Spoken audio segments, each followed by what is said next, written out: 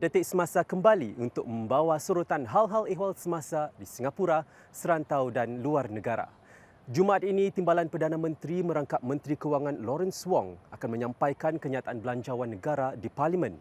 Mentelah lagi laporan gerakan melakar hala tuju Singapura atau Forward SG seperti dilaporkan sebelum ini, kini menjadi rujukan penting bagi kepimpinan 4G. Lantaran itu, apakah yang mungkin terkandung dalam belanjawan negara nanti jika laporan Forward SG dijadikan sandaran? 7 peralihan dasar atau anjakan utama sudah dikenal pasti di bawah laporan melakar hala tuju Singapura atau Forward SG demi mencapai kompak sosial yang baru. Maka tidak mustahil jika ciri-ciri sosial tersebut bakal disertakan mahupun mempengaruhi belanjawan negara yang bakal dibentangkan pada 16 Februari nanti. Malah beberapa aspek terutama sekali dalam usaha mengukuhkan serta meluaskan jaringan sosial sudah dipergiat pemerintah dalam tempoh setahun kebelakangan ini. Salah satu daripadanya adalah skim pakej jaminan yang bernilai $9.6 bilion dalam belanjawan negara 2023. Dapatkah rakyat Singapura jangkakan lebih pelbagai subsidi atau pembantuan diperkenalkan dalam belanjawan Jumaat ini untuk membantu rakyat Singapura daripada pelbagai lapisan masyarakat? Kita boleh menjagakan subsidi yang boleh mengurangkan kos harga hidup rakyat, itu satu cara yang baik. Tetapi rakyat perlu faham dan pemerintah perlu menjelaskan kepada rakyat juga ya, siapakah yang akan membiayainya. Kalau kita lihat daripada tahun-tahun yang lepas, banyak fokusnya kepada majikan dan juga mereka yang bekerja tu selanjutnya. Kerana dari majikan yang bekerja tu dapat gaji. Kalau kita tak bantu kepada majikan, bagaimana yang bergaji ini pun juga untuk dapat terus hidup dengan selesa. Sekiranya rakyat mengharapkan subsidinya lebih, pendapatan pemerintah juga perlu dipertingkatkan. Salah satu caranya adalah melalui sistem cukai negara. Dengan profil penduduk semakin menua, Singapura juga perlu perbelanjaan besar bagi jagaan kesihatan serta prasarana-prasarana berkaitan. Ini juga merupakan antara tumpuan dalam visi Forward SG, iaitu memastikan warga emas menua dengan baik. Siapa yang akan menampung kos ini? Apakah rakyat ataupun pemerintah? Jika pemerintah dipertanggungjawabkan untuk menangani hal ini, siapakah yang akan membiayai keperluan? Jadi ini satu cabaran negara maju yang rakyat Singapura sedang hadapi. Dan sebenarnya setiap cabaran ini berkaitan dengan satu sama lain. Aspek kesihatan, saya rasa pemerintah daripada segi belanjawan akan memberi banyak fokus kepada aspek kesihatan. Dan belanjawan telah memberi mungkin daripada ke MediSave, mungkin daripada kekurangan bayaran untuk ke klinik atau ke hospital. Ini saya punya pendapat yang saya rasa fokus yang sangat perlulah yang sekarang.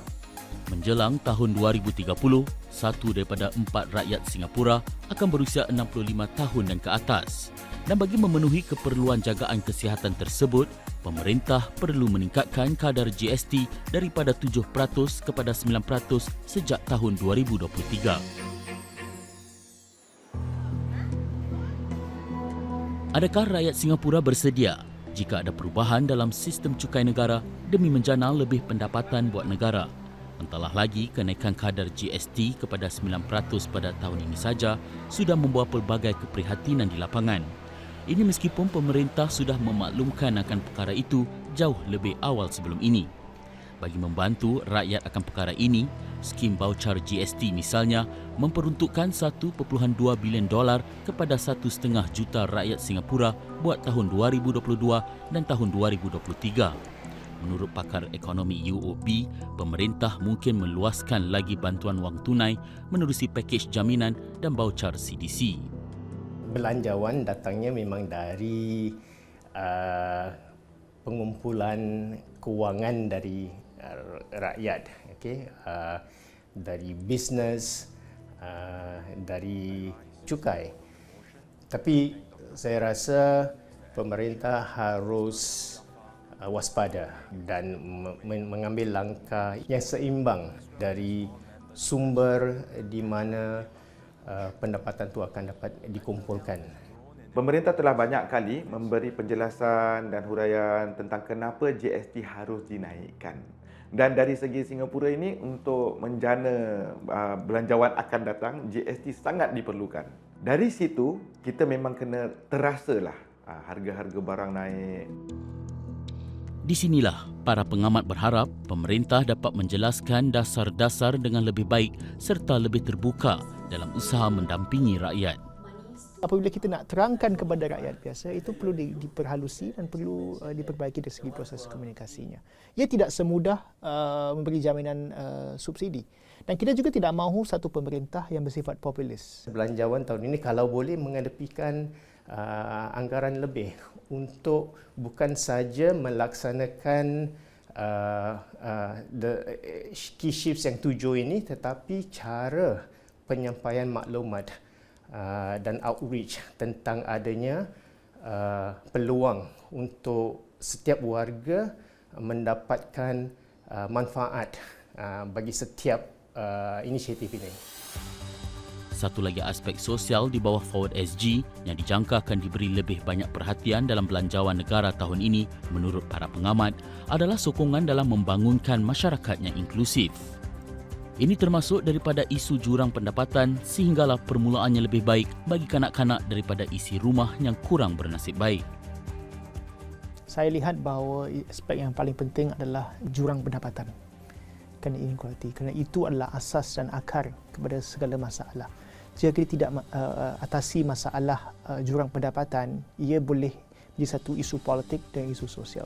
Perbelanjaan harus dianggarkan bagi pelajar kita supaya mereka lebih selesa belajar, supaya mereka lebih bermotivasi untuk meninggikan credentials mereka. Jelas, usaha untuk mencapai visi kompak sosial baharu bukan suatu perkara yang mudah.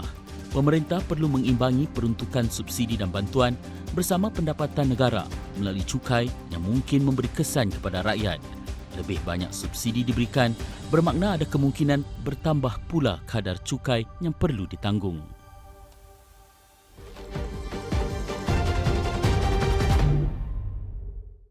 Bukan sahaja mencapai kompak sosial baharu, diharapkan juga belanjawan negara tahun ini membawa huraian kepada isu-isu asas seperti kos sara hidup, pekerjaan serta ekonomi negara.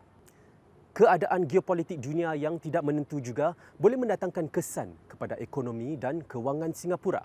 Jadi, apakah intipati penting yang perlu diperhatikan rakyat agar dapat sama-sama meraih manfaat dan mengambil peluang dalam cabaran yang perlu diatasi? Sudah masuk 2 bulan kita mengharungi tahun 2024 dan isu peningkatan kos kehidupan menjadi keprihatinan rakyat Singapura. Ini meskipun kadar inflasi tahun 2023 merosot kepada 4.8% daripada 6.1% pada tahun 2022. Ekonomi, semua orang mahukan ekonomi yang bukan sekadar stabil saja tetapi makin bagus. Mereka lebih mahu pastikan kalau jatuh tak rasa sakit. Jadi bermakna dia seperti pemerintah tu siapkan tilam. Tilam kalau jatuhnya ekonomi, kita agak jatuh dengan sedap. Belanjawan tu akan pasti ada buffer. Pun begitu, pemerintah sudah pun menyediakan beberapa skim bantuan dengan yang pertama tahun ini dapat disaksikan adalah baucar CDC bernilai $500 bagi setiap isi rumah, naik daripada baucar bernilai $300 yang diperuntukkan dalam tahun kewangan yang lalu. Kos sara hidup yang meningkat, ya, itu mungkin bukan hanya fenomena dalam Singapura tapi juga satu fenomena global. Ya, jadi itu satu perkara yang perlu dipertimbangkan bagaimana pemerintah boleh terus menjamin bahawa rakyat Singapura boleh meneruskan kehidupan seharian dan hidup dengan selesa. Saya rasa juga belanjawan ini harus diketepikan satu kuantum untuk melancarkan Singapura sebagai negara yang berdikari dan yang boleh memelihara diri sendiri. Belanjawan ini juga harus melakarkan dasar dan inisiatif untuk mengekang pengaruh negatif yang boleh mengakibatkan perbalahan dan juga yang boleh memecah belah masyarakat kita. Adakah rakyat boleh menjangkakan dasar-dasar atau huraian-huraian populis dalam belanjawan negara tahun ini? Ini termasuk langkah-langkah seperti bantuan wang tunai dan ribat bil api air yang kerap dinanti-nantikan orang ramai setiap tahun. Dengan DPM Wong bakal mengambil alih tampuk kepimpinan pada tahun ini, akankah belanjawan negara 2024 merupakan satu belanjawan pilihan raya? Ini adalah fasa ujian bagi pemerintah 4G, di mana mereka harus mengambil hati para warga Singapura.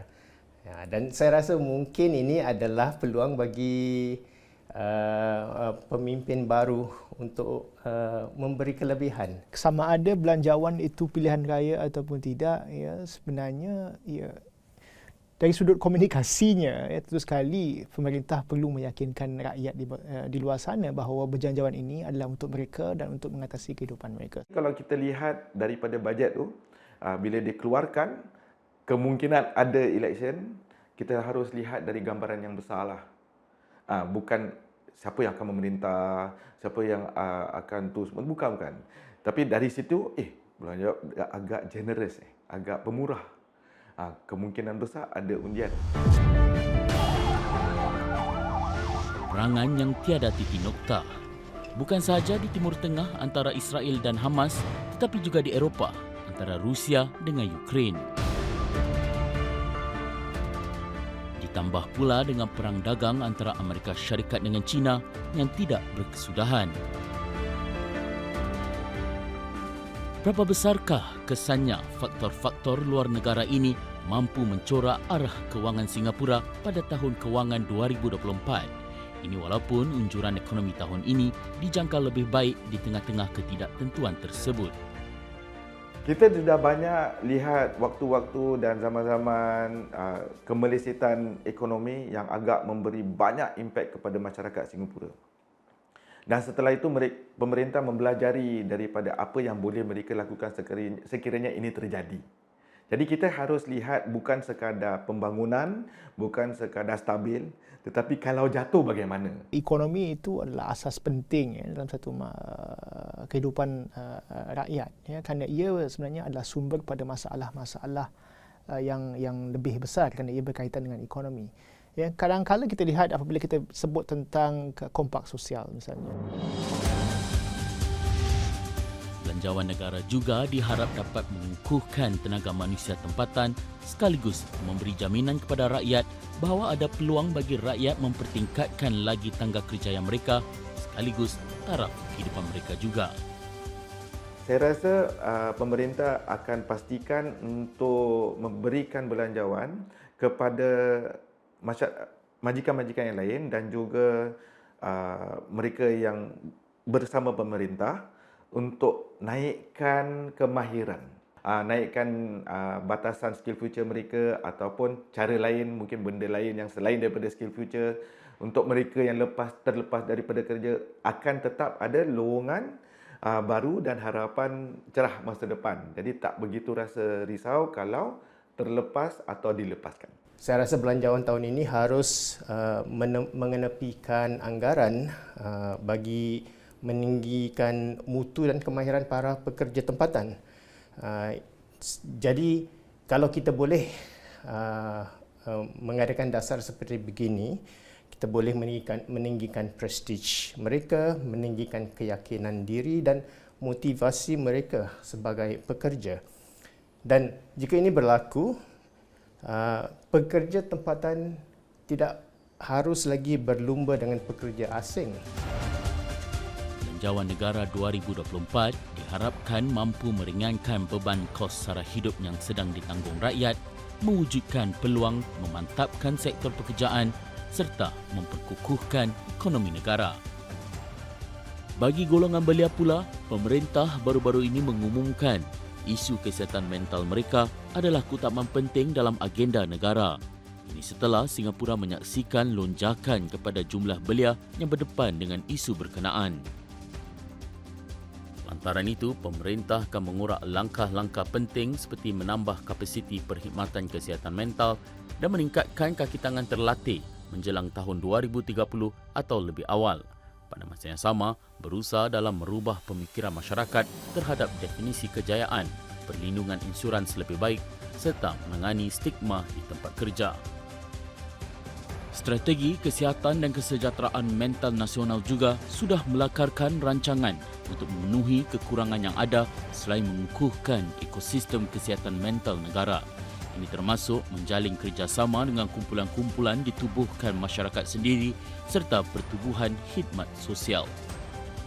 Kita ada yang dipanggil ground up organisation yang dilakarkan, yang dibentuk oleh individu dari lapisan dan kumpulan itu sendiri. Dan saya dapati kumpulan begini adalah sangat efektif kalau boleh diketepikan belanjawan supaya lebih bantuan boleh diberikan kepada organisasi yang dikatakan ground up ini supaya mereka dapat meluaskan bantuan mereka. Dapatkan harapan-harapan itu menjadi realiti dengan sebuah belanjawan pilihan raya? Jawapannya pasti dinanti-nantikan ramai rakyat Singapura pada 16 Februari ini.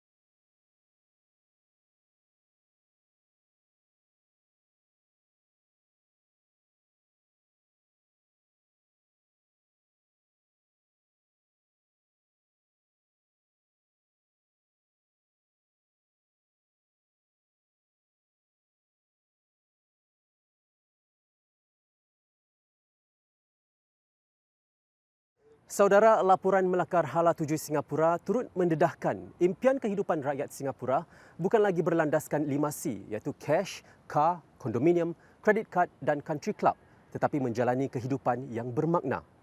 Sudah pasti ia sesuatu yang subjektif. Namun, kisah SG malam ini membawakan cerminan kehidupan bermakna bagi pasangan suami isteri yang menggunakan dikir barat sebagai wadah untuk meredakan tekanan. Ini di samping perlu berdepan dengan penyakit angin ahmar serta mengimbangi tugas sebagai pekerja, ibu bapa dan penjaga kepada orang tua sudah uzur. Ku seru namamu di anginan lalu. Dikir barat tu adalah salah satu kita melepaskan stres lah. Di Singapura ni ramai orang yang cakap hidup stres kan. Dengan berseni tu kita boleh hilangkan tekanan. Hai, nama saya Nazri Zaini atau dikenali sebagai Nas. Saya adalah budak Dikir Barat. Nama saya Aisyah. Saya juga seorang aktivis Dikir Barat.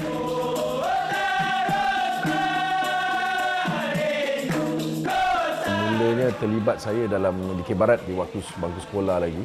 Tapi bila dah masuk 15 tahun tu barulah mula Dikir Barat secara rasminya saya boleh kata saya ni budak Dikir Barat lah. Remaja ada cabaran peribadi lah. Bapa saya dia sakit waktu saya menengah 4, dia ada angin amah. Jadi saya dan ibu saya jadi caregiver. Jadi macam stres tau. Jadi Dikir Barat menjadi salah satu ruang untuk saya melepaskan rasa tertekan tu. Angin Amah tu 2020 ujian, cabar sangat. Bila saya pertama kali saya kena tu, dalam fikiran saya ni macam keluarga lah. Anak-anak, mak anak saya, isteri saya, mak bapak saya. Macam mana? Saya rasa macam dunia saya runtuh. Dan saya tak tahu nak menangis pada siapa lagi. Jadi saya meminta je lah pada Yang Esa. Kita 4 anak lah. Jadi anak yang keempat ada autism. Tapi being in a sandwichnya kelas, I think dia macam tersepit lah. Dia macam kita tak boleh dapat banyak subsidi. Selain anak kita pun jaga mak bapak kita. Sebagai generasi yang terhimpit ini juga, kita perlu ada perancangan awal dari segi kesihatan, dari segi umur ibu bapa. Kami membeli flat ni pun kami dah lama fikirkan apa yang ibu dengan ayah kita perlukan.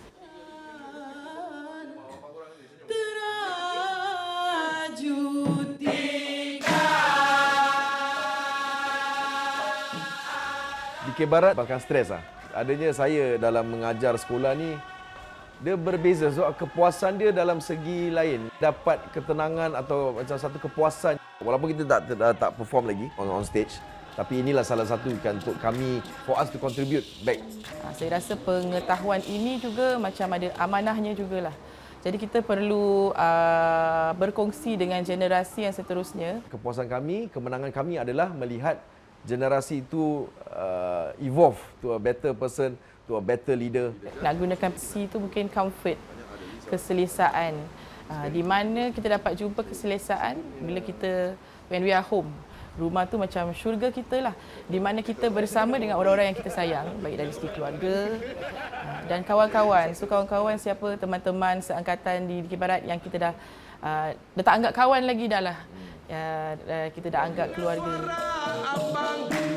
Untuk saya, yang penting adalah rumah, tempat tinggal, cukup makan dan selainnya kalau kita dapat bikin apa yang kita suka tu, itu lebih bermakna lah. Kemenangan untuk trofi dah tak berapa bermakna lah kalau nak bandingkan dulu-dulu kan. Kemenangan kami adalah melihat generasi itu evolve to a better person, to a better leader.